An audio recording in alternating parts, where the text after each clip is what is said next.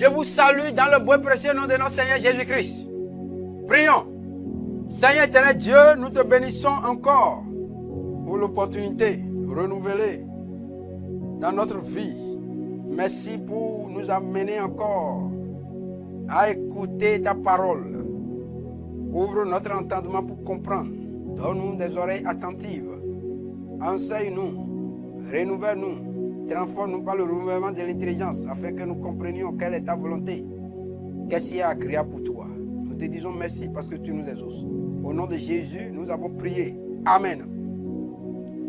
Alors, nous sommes en train de voir toujours dans le cadre de la connaissance de l'identité en Jésus-Christ. Je rappelle de notre identité, nouvelle identité pour une vie nouvelle. Nous sommes en train de voir, nous avons vu premièrement que notre identité est que nous avons la vie en nous, la mort a été ôtée et la vie est arrivée dans notre esprit. Et après, nous avons vu l'identité de liberté. C'est la liberté que nous avons en Jésus-Christ. Et nous avons expliqué comment est-ce que cette liberté est arrivée. De quelle liberté il s'agit? Est-ce la liberté de faire ce qu'on veut? Non. Est-ce que nous avons dit, ce n'est pas ça, nous avons expliqué que c'est la liberté par rapport à l'esclavage dans lequel l'homme se trouvait. L'homme se trouvait dans l'esclavage de Satan. Dieu, dans son amour, a choisi de délivrer l'homme de cet esclavage. Donc, pour le rendre libre, c'est pourquoi il a dit dans Jean 8,36, si le Fils de Dieu vous a franchi, vous serez vraiment libre. Et nous avons vu cela. Et maintenant, nous avons vu comment est-ce que, par quel processus, l'homme est devenu, a été libéré de l'esclavage de Satan. Et nous avons invité, nous avons montré clairement que c'est en Jésus-Christ que cela s'est accompli. Maintenant, lorsque nous sommes en Jésus-Christ, et tu as donné ta vie au Seigneur Jésus-Christ, cette liberté-là, nous allons voir maintenant quelle est cette liberté réellement, comment cette liberté doit se vivre. C'est là que nous sommes maintenant. Voyons très rapidement, nous retournons dans Jean 8, Jean 8,36. Si donc le Fils vous a franchi, vous serez réellement libre. Verset 36. Je sais que vous êtes la postérité d'Abraham, mais vous cherchez à me faire mourir. Vous voyez, ceux-là, ils ont dit qu'ils sont de la postérité d'Abraham. Vous voyez, ils ne comprennent pas. Et ils disent que nous n'avons jamais été esclaves de quelqu'un. C'est ça qu'ils ont dit. Dans le verset 33, il dit, nous sommes la postérité d'Abraham, nous ne fûmes jamais esclaves de personne. Comment dit-il, vous deviendrez libres? Voilà de quelle liberté il parle. Or, ceux-là, même ils étaient esclaves. Oui, ils étaient esclaves de l'Empire romain. Et pourtant, ils parlent comme ça. Mais de quel esclavage Jésus les parle concrètement? Il parle de l'esclavage du péché. Regardons ce qu'il dit. Dans le verset 34, il dit, en vérité, je vous le dis. Il répliqua Jésus, quiconque se livre au péché est esclave du péché. Or, l'esclave ne demeure pas toujours dans la maison. Le Fils y demeure toujours. Verset 36. Si donc le Fils vous a franchi, vous serez réellement libre. Donc, c'est de l'esclavage du péché que Jésus nous a libérés quand nous donnons notre vie au Seigneur Jésus-Christ. Nous sommes libérés de l'esclavage, on est libérés de l'esclavage de Satan. C'est pourquoi on est libérés en même temps de l'esclavage du péché. Vous voyez, c'est pourquoi il dit dans 1 Jean, au chapitre 3, verset 8, il dit, celui qui pêche est du diable, car le diable pêche dès le commencement. Tu vois, celui qui pêche du diable, car le diable pêche dès le commencement. Le Fils de Dieu apparaît afin de détruire les œuvres du diable. Donc Jésus vient pour détruire les œuvres du diable. L'œuvre du diable, l'œuvre principale du diable, c'est le péché. C'est les péchés. Les œuvres du diable, c'est le péché. Alors il dit, quiconque est né de Dieu ne pratique, verset 8. Verset 9 maintenant, de 1 Jean 3, 8, 9. 1 Jean 3, 9, il dit, quiconque est né de Dieu ne pratique pas le péché. Voilà, il s'agit de la pratique. Ouais, ne pratique pas le péché parce que la semence de Dieu demeure en lui. Et il ne peut pécher parce qu'il est né de Dieu. C'est par là que se font reconnaître les enfants de Dieu et les enfants du diable. Quiconque ne pratique pas la justice n'est pas de Dieu, non plus celui qui n'aime pas son frère. Ouais, quiconque ne pratique pas la justice, ça veut dire quoi? Nous devons retirer certaines choses de cette liberté, en réalité de ce que la vie nouvelle maintenant, qui nous dit, premièrement, il dit quoi? Celui qui pêche du diable, parce que le diable pêche dès le commencement. Et il dit encore, dans Jean 8, 34, comme on a dit, il dit, en vérité, je vous le dis, les répliqua Jésus, quiconque se livre au péché, vous voyez, se livre au péché, il est esclave du péché. Voilà. Donc, lorsque nous donnons notre vie au Seigneur Jésus-Christ, la vie nouvelle, cette vie nouvelle-là, cette nouveauté de vie-là, c'est que nous ne sommes plus esclaves du péché. Pourquoi? Parce que nous ne sommes plus esclaves du diable. Comment la chose est possible? Et ça dit que celui qui a donné sa vie au Seigneur Jésus-Christ en même temps là, il a confessé le Seigneur. Et ça dit qu'il est impossible Il a la force et il ne va plus jamais commettre de péché. Non, Dieu lui a donné la force pour qu'il ne pêche plus. Mais voilà voilà la chose réelle là, qui se passe. Vous voyez, lorsqu'il a donné sa vie au Seigneur Jésus-Christ, c'est comme quelqu'un qui était paralysé. Et on l'a guéri. Et il est guéri. Quand on le guérit, ou bien quelqu'un qui a fait accident, maintenant, on le traite, on a traité le pied, tout ça là. Il y a la phase de rééducation. Pour qu'il puisse retrouver la force, la vigueur, comme il va courir comme il le faisait avant. Il y a la phase de rééducation. C'est la même chose que le Saint-Esprit va faire maintenant. Parce que sa chair, quel est le problème? Sa chair avait une habitude. La chair que tu as, ta chair là, la chair c'est quoi? La chair c'est la composition de l'âme et du corps. Il construit la chair. Et maintenant, l'esprit, avant la chair était le chef, comme l'esprit qui est dans l'homme était mort, la chair est devenue le chef. Donc la chair contrôlait tout. Vous voyez? La chair contrôlait tout et l'esprit, lui, il est cadavre. C'est pourquoi le diable, comme la chair contrôle tout, et que le diable, lui, il travaille facilement avec, il aime la chair, ce qui est charnel. Donc, qu'est-ce que lui va faire? Lui va commander, lui, il inspire maintenant ses pensées à la chair. Et la chair prenant maintenant, comme c'est la chair qui est le chef maintenant, la chair va donner des commandements à l'esprit. La chair domine l'esprit et l'esprit il est là. Comme cadavre, il ne veut pas parler, il se soumet. Quand bien même il sait ce qui est mauvais, il va dire je n'ai pas la force, ce qui est sur la chair n'a qu'à faire ce qu'il veut, ce qu'elle veut. Et la chair fait. C'est quoi la chair? On a dit que la chair c'est le corps et l'âme. C'est quoi l'âme? L'âme, c'est le centre des plaisirs et des douleurs. L'âme, c'est ce qui en l'homme permet à l'homme de ressentir les plaisirs et de ressentir les douleurs. Les peines et les joies. Les plaisirs et les douleurs, c'est le centre des plaisirs et des douleurs, c'est l'âme. C'est pourquoi, vous voyez, quand on dit à quelqu'un, quand on met le sucre dans la bouche de quelqu'un, il ne réfléchit pas avant de savoir si je vais voir si c'est doux. Non. Il ne réfléchit pas pour dire je vais savoir. Attends, il va réfléchir un instant pour voir si c'est doux. Non, il ne réfléchit pas. Quand on envoie aussi le feu ou bien on prend l'aiguille pour piquer quelqu'un, il ne réfléchit pas pour dire bon, je vais voir si ça fait mal avant de crier. Non, c'est systématique. Pourquoi? Parce que pour sentir le plaisir que procure le bonbon ou bien le lait, il n'a pas besoin de réfléchir. Pour sentir ce plaisir-là, ça ne vient pas de l'esprit. Parce que la Bible nous montre dans Job 32, 8 que c'est l'esprit, c'est de là que vient l'intelligence. Donc le centre de réflexion, c'est dans l'esprit. Mais le centre des plaisirs, des douleurs, c'est dans l'âme. Donc, le diable, sachant que il a déjà tué l'esprit. Ça veut dire quoi? Quand il dit tuer l'esprit, ça veut dire qu'il a mis l'esprit en réalité, il a séparé l'esprit de Dieu. Et ce qui pouvait permettre à l'esprit de vivre, d'avoir la vie de Dieu, il a enlevé ça. Et il a assujetti l'esprit. Il a pris le contrôle sur l'esprit. Donc il a dit à l'esprit, tais-toi. Donc l'esprit n'a plus de force. Et c'est l'esprit qui réfléchit. C'est pourquoi le monsieur réfléchit. Quand même il sait que ça là, ce n'est pas bien. Ce n'est pas normal. Mais l'esprit n'a plus de force. C'est l'âme qui a la force. C'est la chair qui a la force maintenant. Parce que c'est Satan qui contrôle son esprit. Et l'esprit, son esprit est devenu cadavre entre les mains de Satan. Alors qu'est-ce qui se passe? Satan peut contrôler facilement maintenant l'âme et le corps qui constituent, l'âme et le corps qui constituent la chair. Et comme c'est l'âme qui ressent le plaisir ou la douleur et communique cela au corps, le corps réagit. Je vous explique, vous allez comprendre maintenant. Je suis ce que j'ai dit. Regardez, quand on prend un homme, il est vu même un pécheur. On a vu déjà qu'un pécheur, l'esprit est déjà sous l'esclavage de Satan, donc l'esprit est mort. Mais il y a l'âme et le corps qui sont là, qui conduisent la chair. Donc il faut qu'il est l'homme animal. Maintenant, qu'est-ce qui se passe? Quand l'âme sort, quand quelqu'un meurt physiquement, comme on a vu, comme un animal aussi meurt, l'âme sort du corps.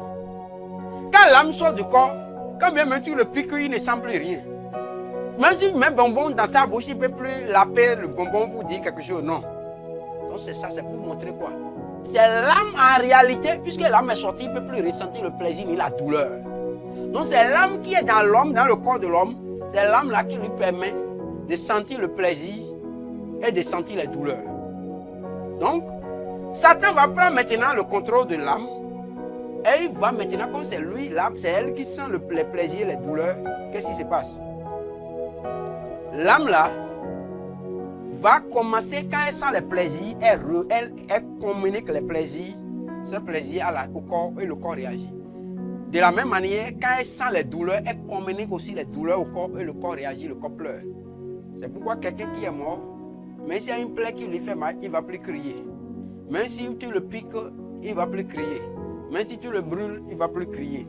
Parce que l'âme n'est plus là pour sentir la douleur. Même si tu lui fais dire, lui dis les paroles qu'il entendait, il était content, il entend ces paroles, il ne peut plus réagir, il ne peut plus sourire. Pourquoi? Parce que l'âme n'est plus là pour sentir aussi le plaisir. Alors, donc, voyons clairement que c'est l'âme qui permet. L'âme avec le corps, les deux constituent ce que la Bible appelle la chair. Alors, l'esprit étant devenu cadavre, la chair a pris le dessus, la chair est contrôlée par Satan. La chair étant contrôlée par Satan, prenant le dessus maintenant, va faire quoi? Va être au service de Satan pour faire tout ce qui est contraire à l'esprit. Parce que la Bible nous montre clairement que, regardons dans Galates au chapitre 5, verset 17. Car la chair a des désirs contraires à ceux de l'esprit, et l'esprit en a de contraires à ceux de la chair. Ils sont opposés entre eux, afin que vous ne fassiez point ce que vous voudriez. Si vous êtes conduit par l'esprit, vous n'êtes plus sous la loi. Vous voyez, non? C'est pourquoi il a dit, la loi de l'esprit de Dieu nous a racheté. La loi de l'esprit de vie en Jésus-Christ nous a racheté de la loi du péché et de la mort. Vous comprenez? Le péché est commis dans la chair. Le péché est commis dans la chair parce que c'est la chair qui sent le plaisir et les douleurs. Le péché est commis dans la chair. Et la chair, comme c'est la chair qui, l'homme animal, l'homme qui a péché dans le jardin d'Éden, comme Satan a déjà pris l'esprit en esclavage, il a demandé, il a renversé l'ordre. Parce que Satan, vous savez, c'est un subversif. Il renverse l'ordre, il a renversé l'ordre. Au lieu que ce soit l'esprit qui conduise la chair, c'est la chair, il a mis l'esprit sous esclavage. Il a fait de l'esprit comme maintenant un esclave. Et il a demandé, il a donné le pouvoir à la chair, c'est la chair qui commande. À partir de cet instant, l'homme a des problèmes. Alors, qu'est-ce qui s'est passé? Il dit car la chair a des désirs contraires à ceux de l'esprit et l'esprit en a des contraires à ceux de la chair. Maintenant, quand la personne alors reçoit Christ, comment se fait-il maintenant? Puisque c'est la chair que Satan contrôlait. C'est au travers de la chair que Satan demandait, Satan envoyait le désir du péché, tout ça là.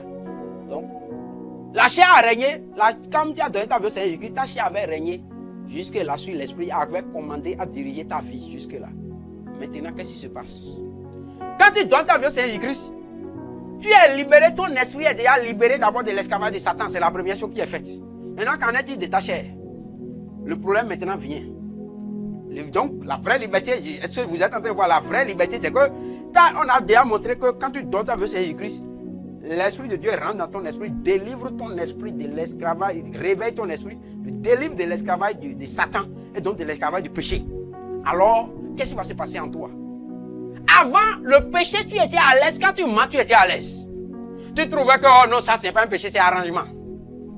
Mais si tu reçois vraiment, tu as reçu Christ vraiment, et que l'esprit de vie, l'esprit de Dieu rentre en toi, rentre dans ton esprit, qu'est-ce qui va se passer? La liberté en Jésus-Christ est que, maintenant là, quand toi-même il arrive que tu mentes, oh, tu es malade. Tu rentres, tu ne peux plus dormir tranquille. Tu cours, tu dis, oh Seigneur, pardonne-moi. Vraiment, là tu n'es plus à l'aise. Pourquoi? Parce que ton esprit n'est plus sous l'esclavage de Satan. Et donc ce n'est plus la chair n'est plus aux commandes en réalité. Quand bien même la chair tente toujours à résister pour rester, pour toujours garder le contrôle. L'esprit maintenant, l'esprit c'est désormais, avant quand la chair péchait, l'esprit était là tranquille, n'avait aucune force, était sous l'esclavage de Satan, donc l'esprit laissait faire. L'esprit ne faisait aucune lutte, aucun combat contre la chair pour lui dire non, tu ne vas pas faire ça, non, tu ne vas pas faire ça. Mais maintenant, quand tu donnes ta vie au Seigneur Jésus-Christ, l'esprit étant devenu libre maintenant, alors l'esprit, il n'y a que celui qui est libre, qui a la volonté, qui a le droit de parler. N'est-ce pas? Donc l'esprit, il n'y a que celui qui est libre qui a le droit de revendiquer. Est-ce qu'un esclave fait des revendications? Non. C'est un peuple, un homme libre qui fait des revendications, mais un esclave ne fait pas de revendications. Donc, l'esprit étant devenu libre maintenant, réclame maintenant son autonomie, sa liberté. Et l'esprit va dire non, je ne dois pas mentir. Oh, comment? Donc, là, quand tu commences à sentir des douleurs, quand tu mens, ou bien, quand tu mens seulement là, tu es dérangé dans quoi? Dans ton esprit. Et c'est ce même esprit qui va te dire, avant, quand tu vois les femmes comme ça là, oh, tu ne peux plus rester tranquille. Oh, tu trouves, avant tu trouvais la fornication, il n'y avait pas le mot fornication dans ton dictionnaire. Ce n'était pas dans ton vocabulaire. Le mot adultère n'existait pas dans ton vocabulaire. Non, tu ne trouvais pas cela comme un péché. Allez chez un féticheur, garder un gris-gris, un fétiche chez toi, ce n'était pas un péché. Mais désormais, l'Esprit de Dieu va te dire que l'Esprit de Dieu étant dans ton esprit étant réveillé, te montre désormais que tout ça là c'est mauvais, c'est mauvais, c'est mauvais. En sorte que tu ne peux plus avoir le désir d'aller vers ces choses. Ça veut dire quoi? Je t'explique. Il y a des actes peut-être que, il y a des actes que tu posais avant, il y a des actes qui proviennent de la réflexion et il y a des actes qui proviennent du réflexe. Vous comprenez? Deux choses différentes. Il y a des actes qui proviennent de la réflexion et il y a des actes qui proviennent du réflexe. Donc le premier niveau est que les actes qui proviennent de la réflexion, c'est les actes qui proviennent de l'esprit, donc de l'intelligence de l'homme. À partir de cet instant, quand tu as donné ta vie, c'est écrit, ton esprit étant devenu libre, ces actes qui proviennent de la réflexion sont systématiquement bannis. C'est-à-dire quoi? Un mensonge que tu veux prononcer, c'est-à-dire que tu vas t'asseoir et concocter dans ton cerveau comment tu vas aller voir telle personne pour mentir, tu ne vas plus faire ça. Parce que ça là provient de la réflexion, ça ne peut plus se passer. Tu ne veux plus t'asseoir pour réfléchir, pour dire comment est-ce que cette fille-là, maintenant, comment il va faire pour pouvoir la tchatcher. Quand je vais la prendre, je vais la mener en boîte, ou bien je vais la mener dans le champ de passage. Tout ça, la fait, ceci, cela. Ça, c'est banni systématiquement si tu as reçu Christ. C'est ta liberté, ça provient d'une réflexion. Donc ça provient de l'intelligence, ça provient de l'esprit. C'est banni. Pourquoi? Parce que ton esprit est libéré désormais. Maintenant, ça c'est le premier niveau de ta liberté en Jésus-Christ. Mais il reste un autre combat. Le combat qui reste maintenant, c'est la chair. Puisque, n'oublie pas que tu n'es pas composé que de l'esprit. Tu es composé aussi bien de l'esprit que du corps et de l'âme. Et le corps et l'âme constituent la chair. Donc, en résumé, tu es composé de l'esprit et de la chair. Maintenant, la chair, le problème est réglé au niveau de l'esprit. Quand tu as donné ta vie au Seigneur Jésus-Christ. Maintenant, il reste un autre problème. Ce problème maintenant se trouve au niveau de la chair. Qu'en est-il de ces chairs? Ah, c'est là le véritable combat va commencer. La chair, elle répond. Donc, la chair, elle réagit par réflexe. Vous comprenez? C'est comme les animaux. Les animaux répondent, les animaux ne réagissent pas par réflexion, mais ils réagissent par réflexe. Le réflexe, c'est quoi? C'est une habitude qui est innée en eux. C'est pourquoi quand tu approches, de la même manière que quand tu amènes le feu vers un homme, l'homme ne réfléchit pas avant de savoir s'il va fuir le feu. De la même manière, l'animal aussi ne réfléchit pas. Parce que l'animal n'a pas de l'esprit, donc n'a pas de l'intelligence. Je ne parle pas du cerveau, non. Le cerveau, c'est la chair. Le cerveau est charnel, c'est quelque chose qu'on voit. Mais à l'intérieur du cerveau, il y a quelque chose qui est immatériel. Vous voyez, je vous explique. C'est comme tu prends un ordinateur. Quand tu prends l'ordinateur, le cerveau, c'est comme le cerveau qu'on voit. Le cerveau qu'on dit que quelqu'un est mort, le cerveau est dans sa tête. Et on peut toucher ça. Ça, c'est la partie, c'est comme le disque dur. C'est comme le disque dur qu'on voit. Avec les différents circuits qu'on voit, qui sont matériels, qu'on touche, qui est le hard. Mais à l'intérieur de ces disques durs, il y a quelque chose qui se passe. Ce n'est pas le disque dur même qui fait quelque chose. Il y a à l'intérieur de ces disques durs, il y a quelque chose qui se passe qui est immatériel, qu'on ne peut pas toucher, qui fait que le disque dur fonctionne, même si tu travailles avec l'ordinateur ou bien le portable. Il y a quelque chose qui se passe, qui est immatériel, qui a une programmation, un programme, c'est des informations, c'est quelque chose qui n'est pas touchable, comme ça. C'est ça. Mais c'est dans le disque dur toujours. C'est ça, la différence entre le cerveau et l'esprit. L'esprit, c'est comme le système d'exploitation, c'est comme le programme qui est dans le disque dur de ton ordinateur. Mais le cerveau, c'est comme le disque dur. Tu vois? Le cerveau, c'est-à-dire que tu vois physiquement comme ça là. C'est comme le disque dur. Mais à l'intérieur du disque dur, il y a un programme qu'on ne veut pas toucher. C'est quelque chose qu'on ne veut pas toucher. On ne voit même pas à l'œil nu comme ça. Voilà. C'est ça. Tu peux voir, quand tu ouvres ton ordinateur, tu peux voir le disque dur. À l'œil nu. Mais le programme qui est dedans, tu ne vois pas ça à l'œil nu. Ce n'est pas possible. Alors il te faut comprendre alors le langage informatique, tout ça là, des trucs comme ça. Donc il te faut être initié à cette science-là. C'est la même chose au niveau de l'esprit et du cerveau. Donc, ici, dans l'homme, on a vu que le problème de l'esprit est déjà réglé. Maintenant, il reste le problème de la chair. Cette chair a tout le temps commandé, été habituée. Cette chair qui a été habituée à la débauche pendant des années. Qui a été habituée à l'alcool pendant des années. Qui a été habitué à la drogue pendant des années. Qui a été habitué au mensonge pendant des années. Qui a habitué à l'orgueil pendant des années. Qui est habitué à la quête des positions. Il aime la position. Elle aime qu'on puisse la glorifier pendant des années. Mais tu penses que ça va passer facilement comme ça? C'est ça le combat maintenant. Alors, l'esprit étant libre, la chair la résistance va commencer. Ça veut dire quoi? L'esprit doit pouvoir prendre. Avant, on a vu que l'homme animal, c'est la chair qui était aux commandes. Mais maintenant, l'esprit étant régénéré en Jésus-Christ, ayant pris vie et étant désormais sous l'autorité de Dieu, dirigé par le Saint-Esprit, l'esprit doit. L'ordre normal, c'est que c'est l'esprit qui doit diriger le corps. Parce que dans un ordinateur, ce qui dirige là, c'est le système d'exploitation. C'est la partie soft qui dirige la partie hard. Vous voyez? Donc, c'est l'esprit qui doit diriger la chair. Mais le diable est venu renverser l'ordre. Maintenant, l'esprit étant régénéré, ressuscité, doit pouvoir prendre le contrôle désormais. Chercher à prendre le contrôle, c'est ça l'ordre normal. Il faut que l'ordre normal soit rétabli. Vous dirigez désormais la chair.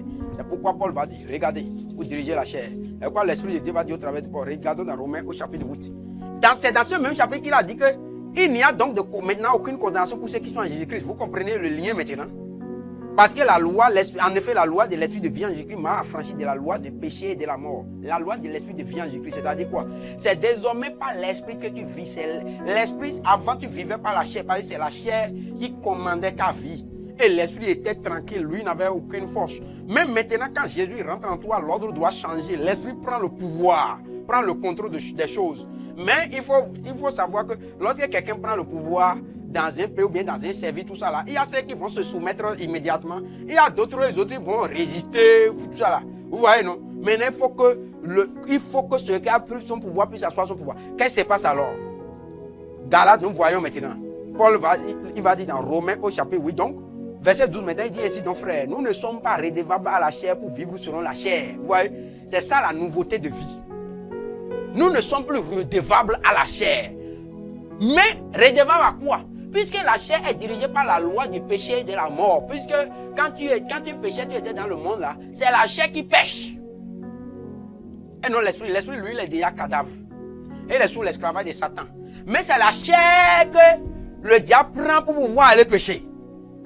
Maintenant, cette chair-là, parce que c'est la chair qui trouve le plaisir dans le péché. Ce n'est pas l'esprit qui trouve le plaisir, non.